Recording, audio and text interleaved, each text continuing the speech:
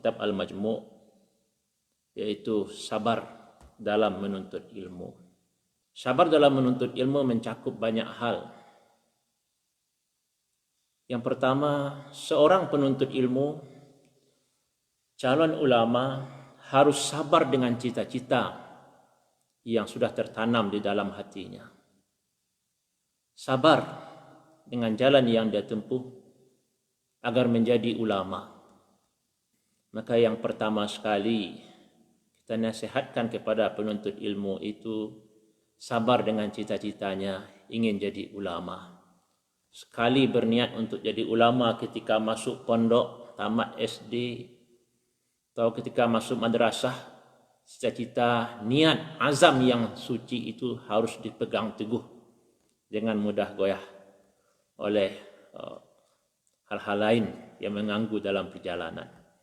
Ini yang pertama. Yang kedua, penuntut ilmu itu harus sabar dengan ilmu itu sendiri. Ilmu membutuhkan kerja keras. Mulai dari belajar, pergi ke tempat belajar, membutuhkan kesabaran.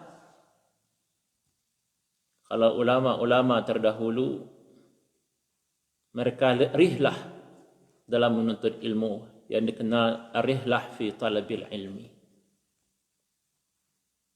Kisah-kisah mereka sangat banyak. Bagaimana para sahabat dulu di tahun Amul Wufud yang ingin masuk Islam, ingin mempelajari Islam, mereka datang ke Madinah. Mereka habiskan waktu berhari-hari di Madinah. Itu di zaman Rasulullah. Setelah wafat Rasulullah, para sahabat juga demikian. Mereka melakukan perjalanan jauh untuk menuntut ilmu. Generasi-generasi salaf,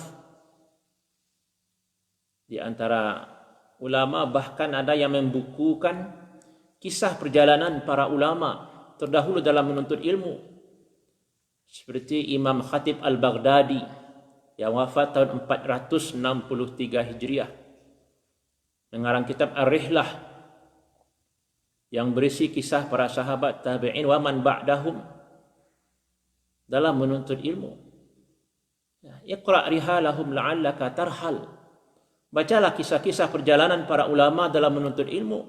Ya, moga-moga kamu termotivasi pula untuk rihlah, berangkat mencari menuntut ilmu. Macam-macam tantangan yang mereka hadapi.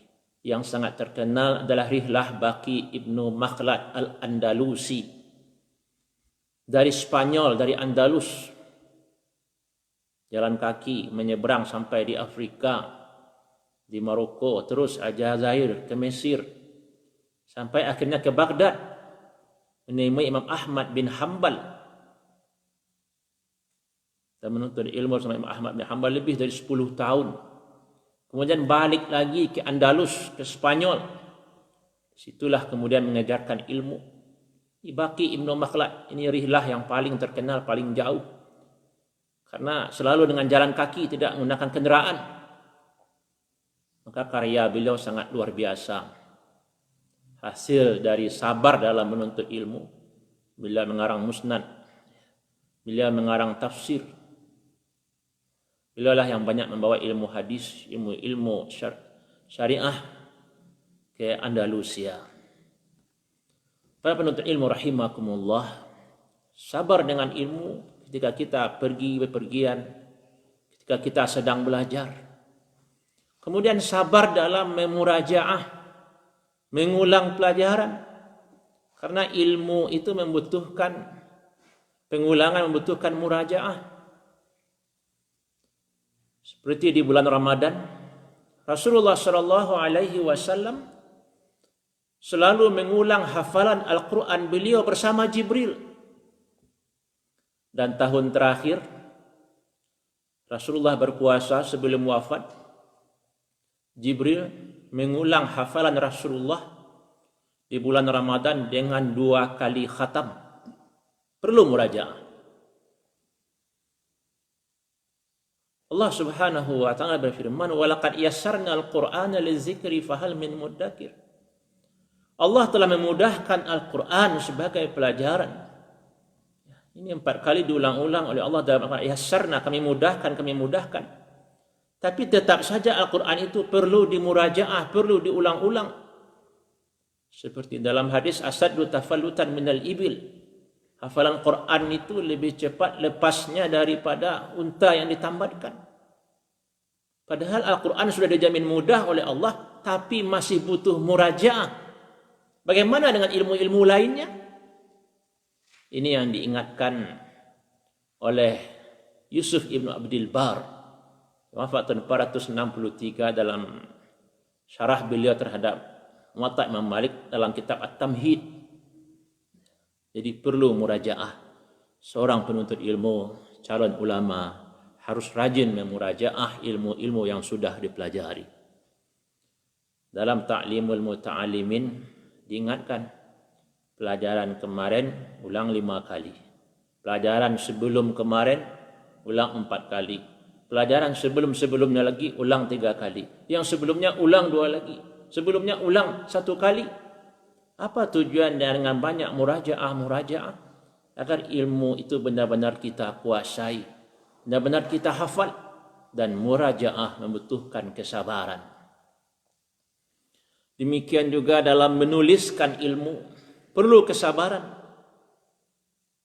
Kalau ulama-ulama dahulu belum ada fotokopi seperti zaman kita sekarang, mereka harus mencatat. Banyak syair-syair tentang kemuliaan menuliskan ilmu.